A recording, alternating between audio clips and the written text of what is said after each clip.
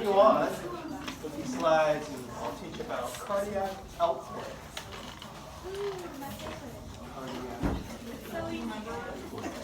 I did it yesterday. That's the easiest part of the Now, cardiac output, I say calculations. There are some calculations we have to make, and well, we have to know conceptually and mathematically that cardiac output is a product of heart rate times stroke volume. Stroke volume SV. So that's it. It's a mathematical calculation. And well, before the break, we learned about how heart rate can be modified, right? The accelerator and the brakes. You can increase or decrease heart rate depending on how you modify the SAAV node. And we'll spend more time talking about the determinants of stroke volume, preload, afterload contractility. Preload, afterload, contractility. And that will give you what you need to know conceptually about stroke volume. So, it's a simple equation. Heart rate is number of beats per minute, and stroke volume is the amount of blood pumped out with a ventricle for each beat. So for example, given this information, if cardiac output is to be determined by heart rate and stroke volume, I have to give you that information. So I say 75 beats per minute.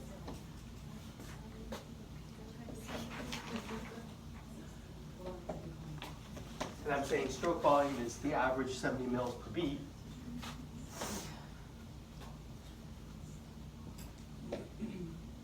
So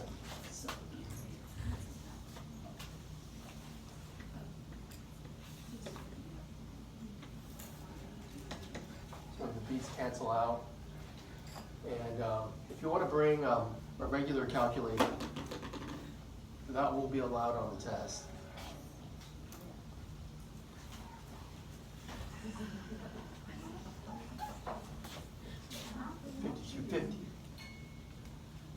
Mils per minute. So cardiac output, as we see, is a volume of blood ejected from the heart per minute. So maybe this is a typical one. Whether it's presented in milliliters or liters, it shouldn't matter. Okay, you're supposed to understand those mathematical units differences. Well, to calculate stroke volume, if you're given this information, if you have the end diastolic volume and the end systolic volume, one can calculate the stroke volume.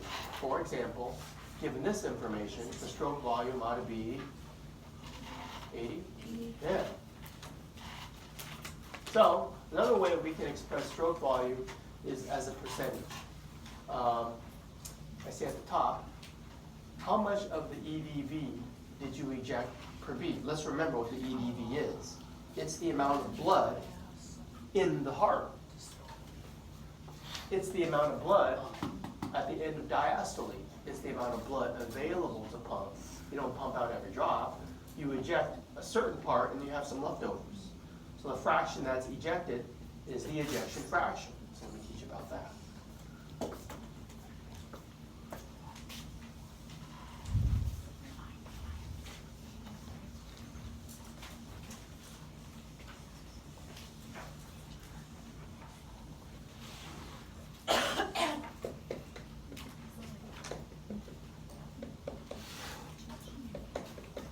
Ejection fraction is a percent.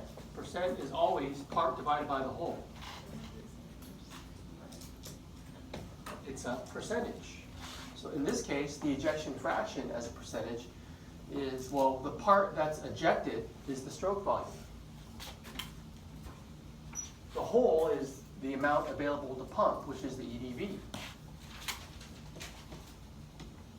Okay. It's going to be a unitless number, multiplied by 100. And that'll give you your percent ejected. So I gave you an example there. If it's 80 divided by 130 times, you know. Anyways, this is how you would calculate it as a percentage, the amount ejected. And just think about it in terms of just good or better. And if this fraction increases, isn't that better? You want the heart, the ventricular performance, to pump as much blood as it's capable of doing. That could lower the heart rate, okay, if you can inject more per beat. What if I give it to you this way? On your half sheet, you calculate stroke volume and ejection fraction given these numbers on your half sheet.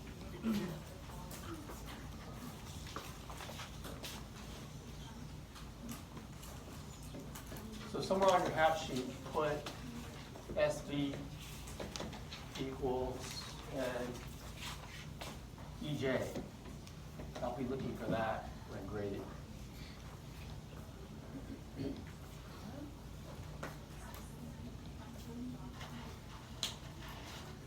You are given enough information. Figure it out. See if you can do it. If you can't, see if the person next to you can. And if they can't, turn the other way. Maybe that person knows how to do it. Get yourself some help. Calculate both.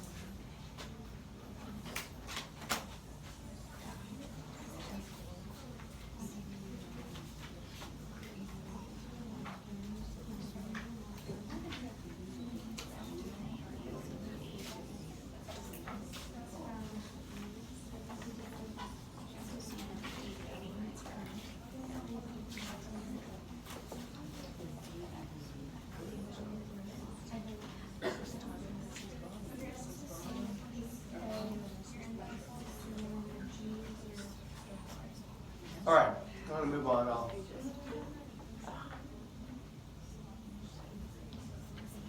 see how you did on that. And these are the kinds of calculations I'll actually make on the test. So if you feel like you do need a calculator, go ahead and bring one. You are not allowed to use a calculator on your phone. So if you have one of these laying around, go ahead and bring it. No phones allowed. You know that. No phones allowed. Okay, here's a concept map. I'm going to draw this for. So we know a heart rate's determined. Stroke volume is determined by these three factors, and it's kind of like nothing new is being presented here, just the words have changed. So let's see if we can understand the concepts. Oh yeah, you talked about this. Okay, when we use the term preload, it's the amount the ventricles are stretched by the blood filling the ventricles. Okay, I think they use the word pre because it's like it's before the heart ejects the blood from it. You just filled it up with preload. And something we need to talk about is the Frank-Starling Law of the heart. And I put end diastolic volume because basically that is the preload. So we'll call this determinants of stroke volume. SV, stroke volume, preload. Preload is the same thing as the EDV. I've been calling it like 120 mils as a ballpark. That's the amount of blood available to pump. So the rule is, the more you fill the blood, the more you fill the heart with blood, the more it will eject, because you're stretching it a little bit more. Okay. So the rule is, increase preload, increase stroke volume. More in, more out. If more blood is being returned to the heart, it has to eject more. Okay. Number two, Second point, afterload. Think of afterload as stress. I'll call it afterload stress. This is the back pressure, the blood sitting on top of the arteries, on top of the SL valves. Okay, you're pushing against that. You're squeezing against that. And so it's a stress. And we'll think of it in terms of end systolic volume.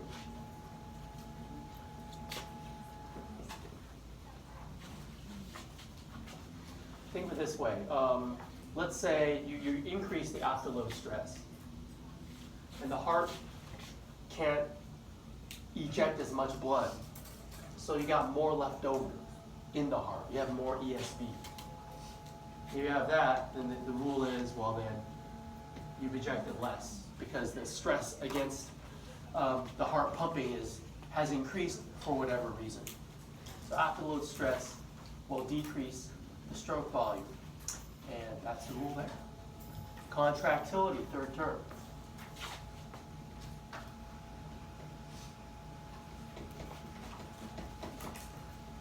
What I said at the start of class today is that every muscle fiber of the heart is already contracting. You can't recruit more motor units like in skeletal muscle. So what you have to do is make every muscle fiber of the heart contract harder. Okay? So it's basically the force the ventricle can generate. You increase contractility, you increase stroke volume. That's the rule.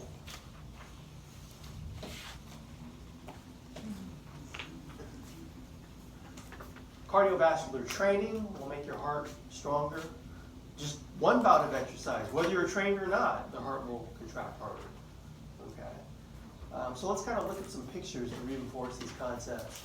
The idea of preload, we also have to talk about the Frank-Starling Law of the heart, Starling forces.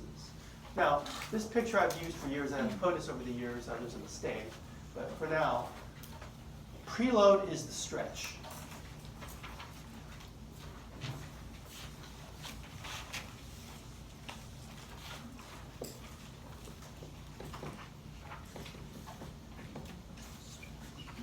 Stretching the ventricular walls. That's what's shown on the picture on the left. You fill more, you stretch more. The afterload is you're trying to pump against all the column of blood sitting on top of the arteries. And the mistake in this picture is, can you see it? Well, when you start to generate systolic pressure, you're supposed to close the AV valves, and they illustrate them open. It's a small detail. The point is, preload is the stretch. And we call this the Frank-Starling Law of the heart, which is essentially more in, more out.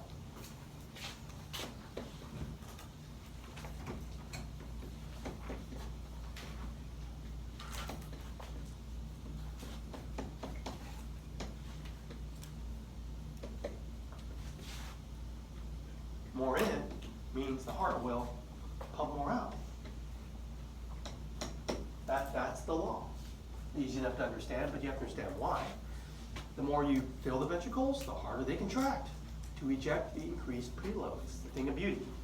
This ensures the heart will pump all the blood returned to it from the veins. So you want to return more blood, and you want it to pump harder. Frank-Starling basically says, if you increase preload, you increase stroke volume. Well, again, why, capital letters?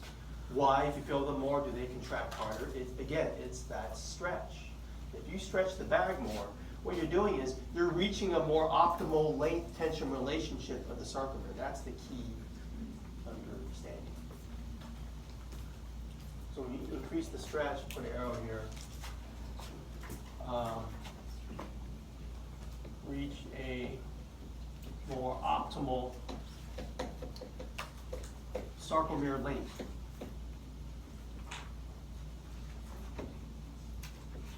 In 430, we teach this length-tension relationship of the sarcomere. Okay. Length tension.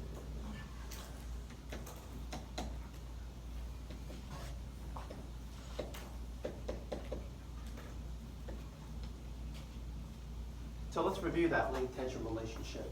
because you're going to increase more contractility if you do that. You feel the bag more. Now this pertains to skeletal muscle, this figure, but the concept is for cardiac muscle as well. But the figure was literally made with skeletal muscle in mind, just to throw that out there. Now, I don't know if you remember studying this, let's review. If the sarcomere is all squished, if the length is too short, you have plenty of overlap, which is good. You have plenty of cross bridges, but they have no room to slide. So you can't generate that much tension. But as you fill the bag with blood and you stretch the ventricles, you reach a more optimal length. See, that's the best. You have optimal overlap of the actin and the myosin, and they have room to slide inward. Here, it's less optimal because you don't have as many cross bridges, so you can't generate as much tension. Okay, so less optimal, most optimal. All right, so that's the reason. That's this. So the good thing about the heart, you cannot overfill.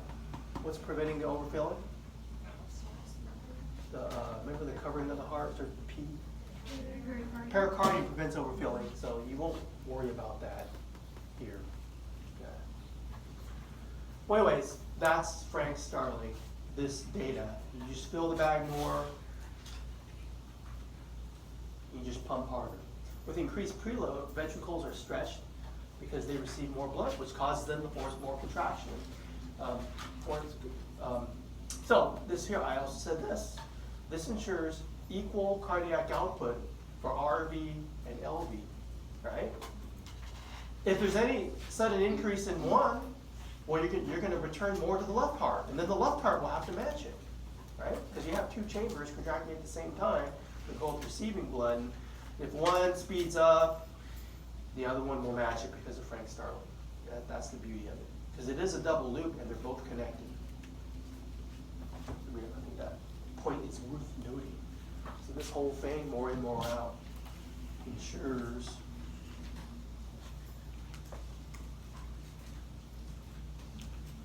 equal CO, that's cardiac output, of LV, RV.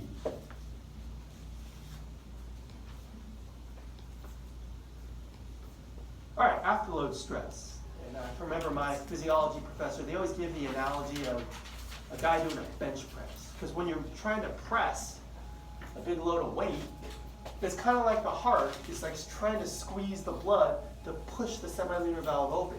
What's on top of the semilunar valve? A big column of blood. So that's why the bench press is kind of a good analogy for that.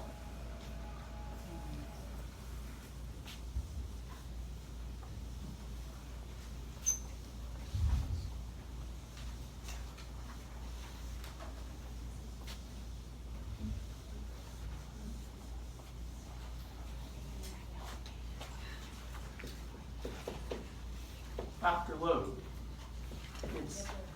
Think of a column of blood sitting on top of the semilunar valves and the arteries.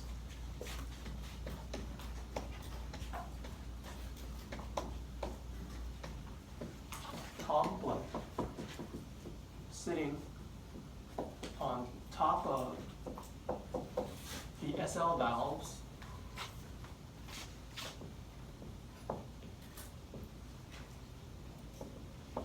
in the arteries. And we know which arteries those are, the aorta and the pulmonary trunk. You got to press against that, and there's always stress there. If you increase the stress for whatever reason, you increase ESV, you decrease stroke volume. Now the right heart and left heart are different, so I'm showing this figure to you again, and I'm pointing, the blue arrow is pointing to the arterial pressure you must rise to meet. And on the left heart, you must rise to meet something like 80, the diastolic blood pressure. In the right heart, it's much less, more like 10. Okay. So I put 80-10 there. That's literally the pressure that you're trying to meet. That's the afterload stress. This has a negative influence on cardiac performance because you're creating an increased workload for the heart. Basically, the rule is, if you increase the afterload stress, you increase the ESV. So by default, you're decreasing the SV, right? If you eject less, more is left over. If more is left over, it's because you ejected less because of this. Here are some reasons. For example, congestive heart failure.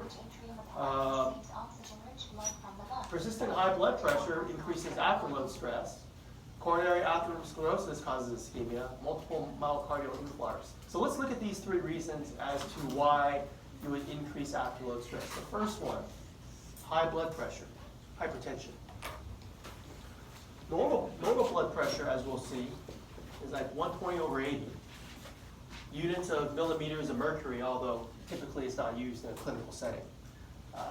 Hypertension is something like 140/90. So instead of each time the heart pumps blood, it's got to go to 80, it's got to go to 90 every single time. Some causes for high blood pressure could be arteriosclerosis. That's a hardening of the arteries. Kind of happens over age-related sometimes. There's other reasons. It's harder to pump fluid into a tube that's stiff. This means a heart hardening, sclerosis, versus one that's more compliant. Okay, so that could be a cause. But anyways, high blood pressure increases the afterload stress. Second point, atherosclerosis. Okay, ischemic heart's not getting enough blood. You can't pump as hard. Ischemia.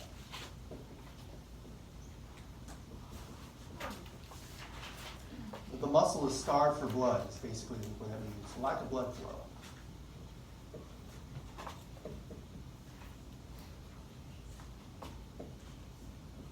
That could lead to a heart attack. Multiple infarcts. You know, some heart attacks can kill you if you survive a heart attack. What's left of the infarcted muscle, I remember when I took anatomy, man, they had this infarcted heart, and it was like, I can't describe it. It was like, you know how steak feels, right? You had a heart in your hands. It's like, imagine if it was like completely just airy and just, I can't describe it. It's just, you have to see it. It's like rotten peach. It's not even that. It's like, I can't describe what it's like. It's just, there's nothing there. It's hard to believe that you can survive with that. And if you have multiple of those, again, the heart is weak. You just can't generate as much pressure. Infarcts. Once that tissue dies, you can't get it back. Weak ventricles. So if the heart is weaker, no matter what the blood pressure is, it's going to be harder for it. Okay? It helps if your blood pressure is lower, if you had a heart attack. Contractility. Oh, man. So this is the quality of ventricular performance. That's the easiest way to put it.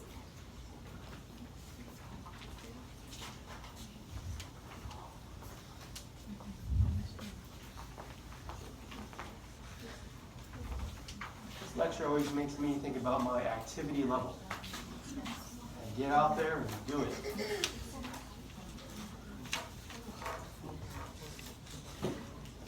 I gotta be careful when I say that in front of class. You know, exercise can actually kill you.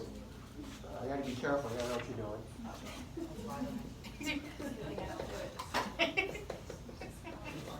If you have concerns about it, talk about it with your doctor. But everyone should, especially young people. Young people should exercise the most because that's when you have the most capacity to exercise. As you get older, your capacity to work out decreases, but it's never too late to start. That's what I always tell students. So for contractility, it's just based, I already said this, I mean, if you increase it, what's happening to stroke volume? Increases. Okay. And think of it this way.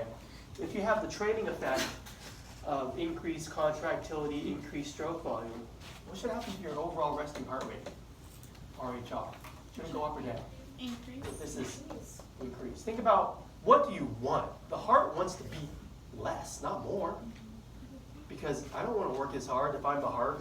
I don't want to keep pumping 75. I would much prefer 65. Oh, yeah. Well, it can do that if this is increased, right?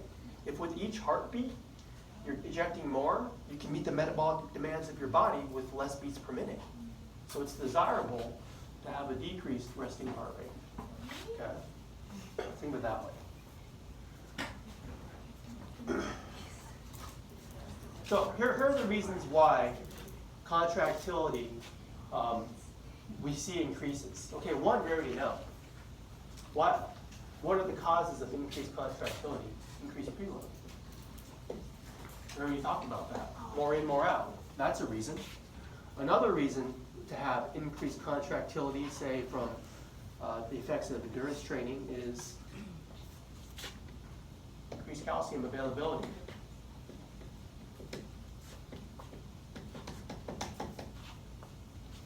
Or its rate of uptake. Basically, you're increasing the contractility. So what I did was I put a picture of like calcium leaving the sarcoplasmic reticulum to remind me of that. Also, increased ATPase activity. That's an enzyme there.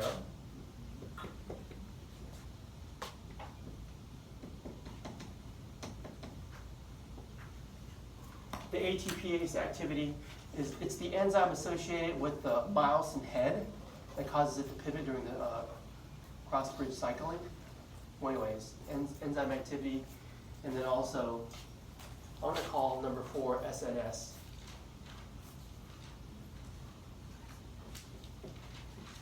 Epi and norepi increase calcium availability, therefore increases contractility. So for sympathetic nervous system, think epi, norepi.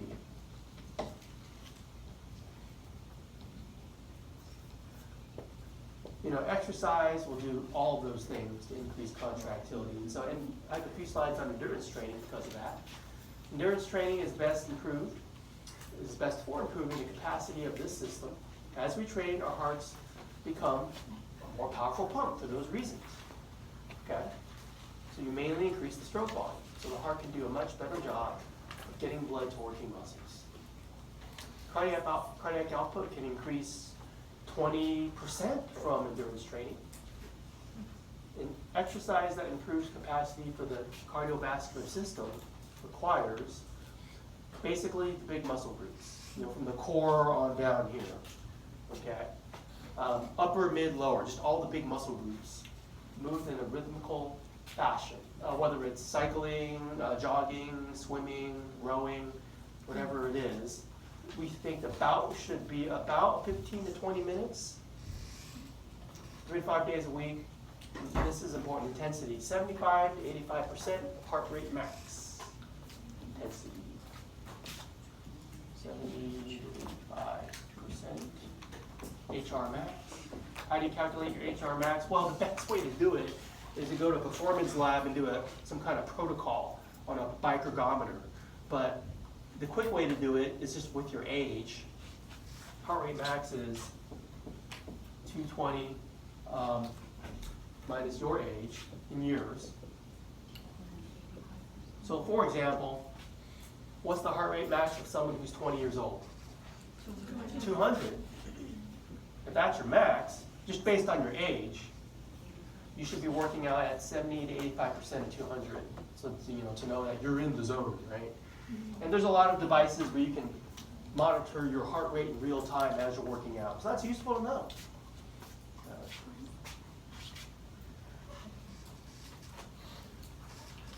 All right, so endurance training. I would say keep it up for at least a month. You'll start to see these effects, okay, after 3 to 5 days per week. Preload. Okay, well, it increases with exercise. Right? Afterload. Now, I'm not sure the mechanism, but endurance training tends to reduce blood pressure. So that's going to decrease the afterload stress. Contractility. Your heart is just simply a stronger muscle, so you can forcefully contract more blood and squeeze out with each contraction. That increases the stroke volume. Heart rate. Exercise decreases resting heart rate. I've read that champion endurance athletes can have heart rates as low as 40. Okay, just really pumping out a lot of blood with each beat. Okay, in your subject today, you'll measure their heart rate, and it's easy to tell what your heart rate is. Just take your pulse. So, give an example. An untrained young person, let's say their cardiac metabolic needs, they need the heart to pump 5,000 mils per minute to meet their metabolic needs. Maybe a person weighs 120 pounds, average height. Well, anyways, to break it down, if that's the average 70 ml per stroke volume, that means the heart's beating at about 71 BPM. With training, you might expect to see a 20% increase in stroke volume. Now, usually when you train, do you gain weight or lose weight? Usually you decrease adiposity, right? That's what we say. But let's say you don't even lose weight. Let's just say you keep the metabolic needs the same. Let's say this doesn't change, because maybe you increase muscle mass. But you see the 20% increase from 70 to 84. That means heart rate should be able to decrease like to 59, just based on a mathematical equation. Okay, so it really is effective to exercise for these benefits that I'm talking about, specifically stroke volume. This improves, this decreases, this improves. Okay. So for today's lab, just to transition right into that, these slides came from another set, and I just pasted them on here. I'm going to go right into it. I want to demo the lab before I let you do it. See all the stuff I got set up over there, all those black cases? I'll tell you what's in them. And I just gave you that lab yesterday, and for today's lab, you're going to be measuring all of these ECG components. Pay attention. If you forget, oh man, I forgot what that is. How do I measure PR segment? This describes it pretty well. Okay, this is a good reference table for your group during the lab.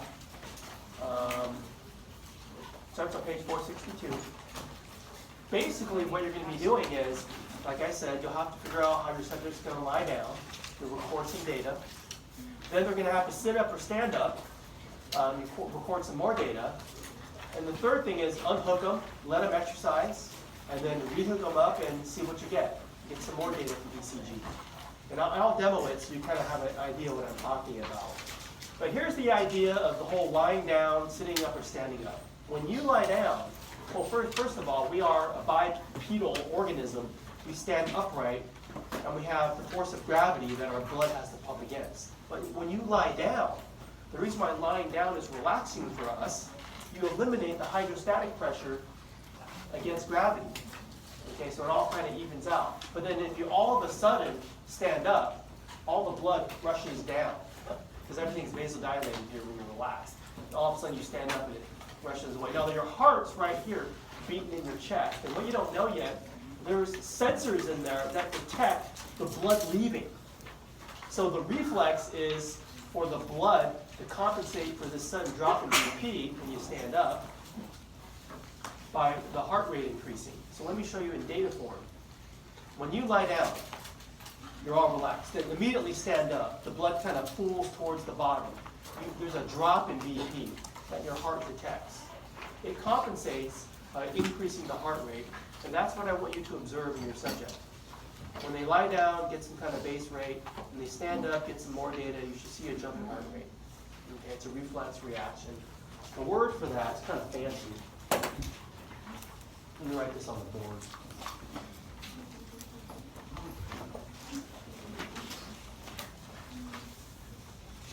Orthostatic hypotension.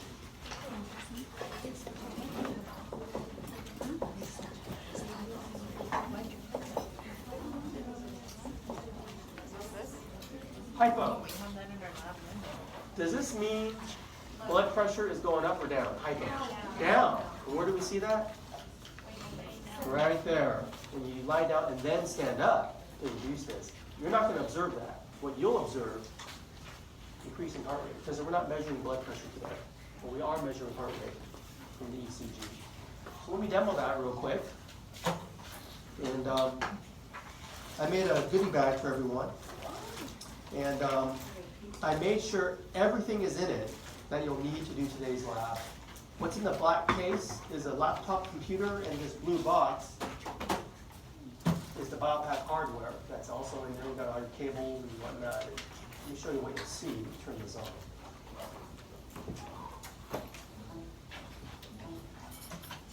If you need help with setup, I can help you do it. But it's a simple setup.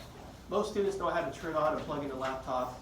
And basically, to set up the BIOL pack, it's a USB cable from the blue box to your laptop. You get my procedures. And give me some time to demo this so you kind of know what to expect. It'll take me about 20 minutes to demo it. You'll have plenty of time to finish. I only want you to do one subject per group.